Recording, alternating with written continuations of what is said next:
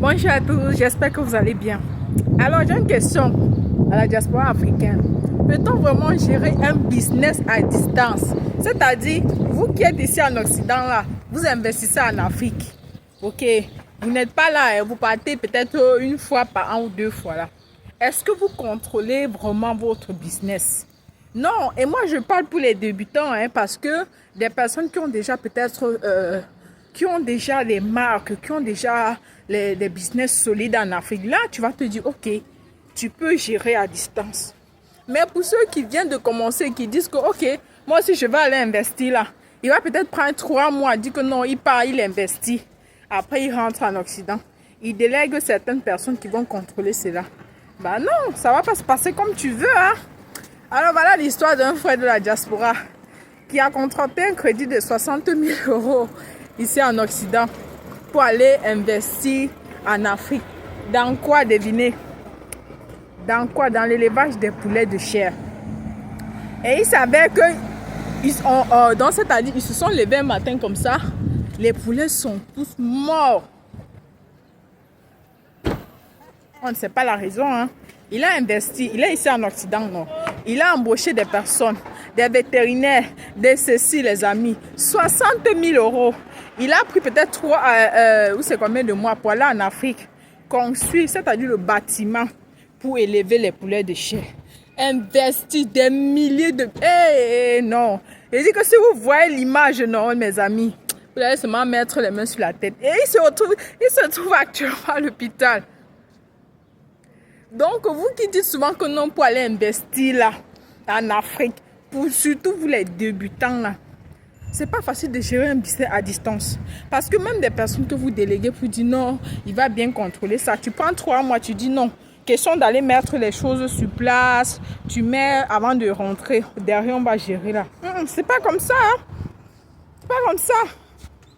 Voilà une deuxième histoire de mon grand frère qui a décidé d'aller aussi s'investir dans l'élevage des porcs. Parce que il voyait toujours en ligne des personnes disant que non, l'élevage des porcs c'est rentable. Par mois, tu peux avoir 3 millions. Il a dit waouh! Par mois, tu peux avoir une entrée d'argent par mois, chaque mois 3 millions. Il a dit ok. Lui, non, il a fait fort, conçu des bâtiments pour des porcs. Lui aussi, il a décidé aussi de se lancer dans les poulets de chair. Donc, c'est-à-dire de porcs et des poulets de chair. Vous voyez le bâtiment qu'il a construit. Juste pour ça, les amis. Les machines, c'est par rapport au poulet, pour casser les œufs. Mon grand frère investit. Il est rentré, non, en embauchant des personnes qui vont, voilà, on dit la maladie a attrapé les porcs, tout ça. Donc, vous levez un matin comme ça, vous mettez juste les mains sur la tête. Vous êtes dépassé. Pleurer même vous dépasse. C'est pour ça que je pose toute la question. Nous qui voulons toujours les débutants là, c'est pas comme si on avait commencé il y a 10 ans. Là, on va dire que non, c'est solide. Le business est déjà solide. Donc là, vraiment, on peut vraiment gérer à distance. Mais ceux qui veulent débuter, on va se dire oui, c'est bien beau. Hein? L'élevage des poulets de chair, l'élevage des porcs, parce qu'on voit toujours en ligne des personnes. Non, c'est rentable, investissez, vous n'allez pas regretter. Oui, j'ai dit. Et même la question que je me pose, est-ce que c'est important de prendre même un crédit pour aller investir, les amis? Là, ça a cuit. Et maintenant, ses amis, ils sont en train de lui dire, on t'avait dit non. On t'avait dit de mettre peut-être dans un autre, peut-être dans un bien ici en bain. Tu as dit que non, tu préfères aller investir dans les poulets de chair. C'est rentable, vu qu'il avait un réseau peut-être de livraison. Parce que quand certaines personnes se lancent dans les business comme ça, il ne faut pas penser que là, il faut penser à l'après. L'écoulement, il y a plusieurs éléments qui vont entrer en jeu, plusieurs étapes.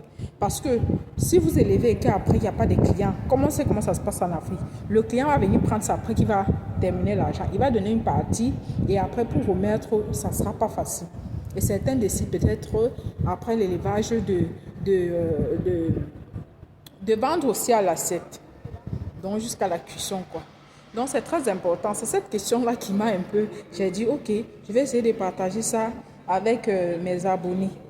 Donc dites-moi vraiment, au jour d'aujourd'hui là, étant ici en Occident, nous qui voulons tant investir, on veut toujours avoir peut-être différentes sources de revenus à travers, en dehors du boulot que nous faisons. On veut aussi, voilà, parce que c'est pas en restant sur le salarial qu'on va devenir riche.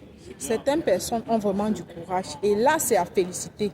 Maintenant, la question que je me pose, si vous n'êtes pas sur le terrain, ne vous aventurez pas, selon moi, hein, parce que c'est terrible. C'est terrible. 60 000 euros. Combien de millions de francs CFA? Je connais des personnes, plein de personnes qui ont contracté toujours des crédits. Aller en Afrique, ça leur a dépassé. Ça leur est dépassé. Ils ont laissé tomber. Ils ont dit, ok, je viens ici, je rentre en Occident, je scelle au cœur, je remets entièrement tout le crédit et je quitte là-dessus. Vraiment, c'est... Dites-moi ce que vous en pensez en commentaire, les amis. C'est important. Donc, c'est ce que je voulais partager avec vous. N'hésitez pas à vous abonner, liker, partager.